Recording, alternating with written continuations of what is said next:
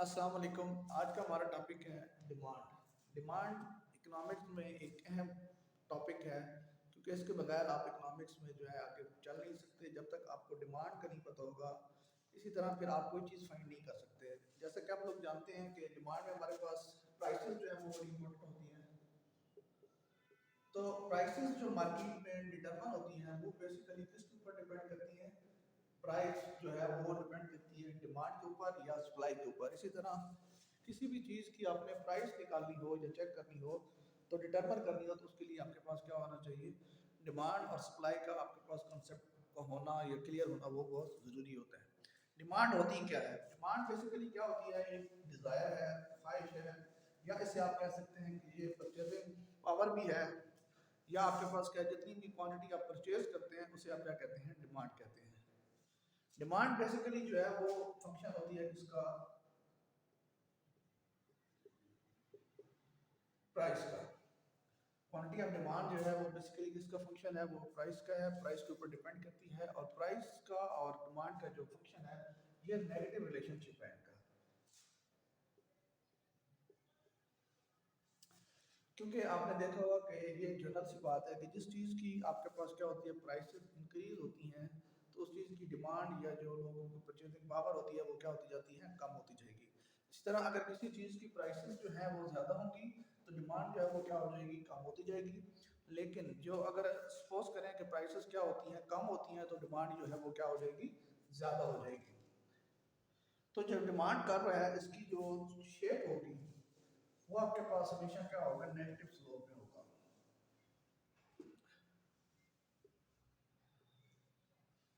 इस फॉर्म में जो है वो आपके पास क्या होता है?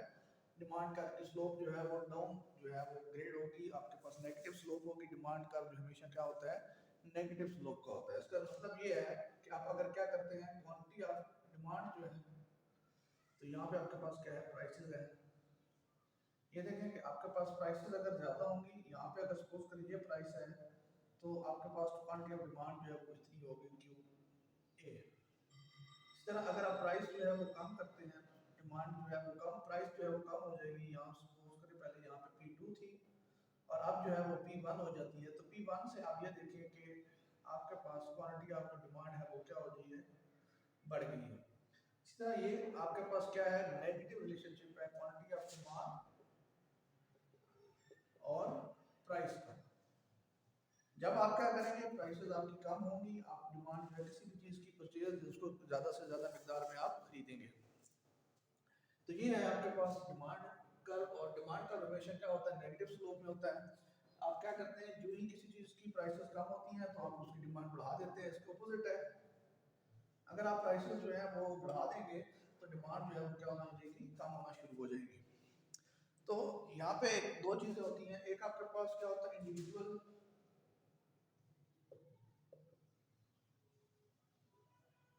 कस्टमर का, आपके पास कंज्यूमर का, आपके पास क्या होगा? डिमांड कर्व होगा। फिर आपके पास क्या होता है? मार्केट का।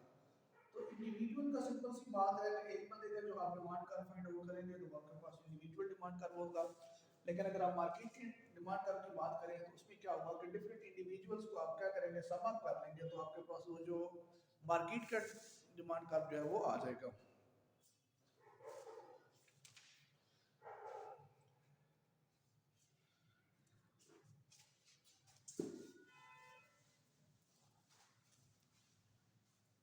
ये देखिए, सपोज करें हमारे पास एक ये आपके पास कंज्यूमर है ए, दूसरा आपके पास कंज्यूमर बी है, और फिर आपके पास सी और बी, इस तरह कंज्यूमर आपके पास होंगे।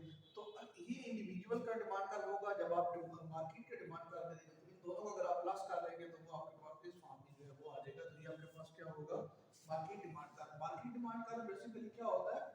सम आता है आपके पास ये डी D1 प्लस D2, जितने भी आपके पास इंडिविजुअल होंगे वो आपके पास क्या होता है? उसको आप सम अप कर लेंगे, जमा कर लेंगे, तो आपके पास क्या हो जाएगा? डिमांड कर्व जो है वो मार्केट का डिमांड कर्व आ जाएगा। तो डिमांड कर्व की जो बेसिकली आपके पास स्लोप होती है वो नेगेटिव होती है, और उसकी वजह ये है कि when prices decreases purchasing power of people increases, so they can buy more with the same amount of money. This is called income effect. ये सिंपल सी बात मैंने आपको बता दी है कि जब आपके पास क्या होता है? प्राइसेस कम होती हैं तो लोगों की डिमांड बढ़ जाती है, और जब प्राइसेस ज़्यादा होंगी तो डिमांड जो है वो कम हो जाती है। इसे आप कहते हैं income effect. If the prices of some commodity, say mangoes, decreases while the prices of its substitute remain the same, people feel that this commodity is relatively cheaper, so they decrease the purchasing of apple and buy more of mango. This is called substitution effect. मतलब एक आपके पास demand के ऊपर जो है वो negative slope इसलिए भी है क्योंकि जो आपके पास सब्सिट्यूट होता है उसकी प्राइस का जो है असर वो भी इस चीज़ के ऊपर पड़ता है। वो कहता है कि if the prices of some commodity, mangoes जो है मैंगो की कीमतें जो है वो कम होती हैं, और while the prices of its substitute remain same, उसकी जो अल्टरनेटिव है, जो सब्सिट्यूट है, उसकी चीज़ें सेम है, तो मैंगो की प्राइसेस जो कि कम हुई हैं तो वो क्या हो गया है कि मैंगो की आप वो डिमांड बढ़ा देंगे क्योंकि वही अल्टरनेटिव है, और उस तरह ये नेगेटिव स्लोप जो है डिमांड आपकी आ जाएगी। Falling price brings new buyers into the market. जब प्राइसेस कम होती हैं तो क्या होता है, मार्केट में नए बायर्स आ जाते हैं, तो इस वजह से जो है प्राइसेस कम होने की वजह से डिमांड जो है वो बढ़ जाती है। लेकिन इसमें सबसे अहम बात यह है कि आपने ये जो डिमांड पर बनाया है या आपने जो डिमांड थ्योरी पढ़ी है उसमें अजम्पशंस भी हैं। अगर ये अजम्पशंस पूरे नहीं होंगे तो ये जो है वो फुलफिल नहीं होगा। पहला अजम्पशन क्या है कि income of consumer does not change.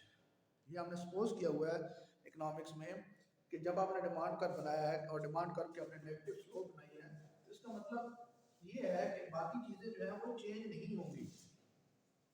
जैसे कि आपने पीछे पढ़ा है कि if other things do not change, people buy more of a good when its price falls and less of it when its price rises.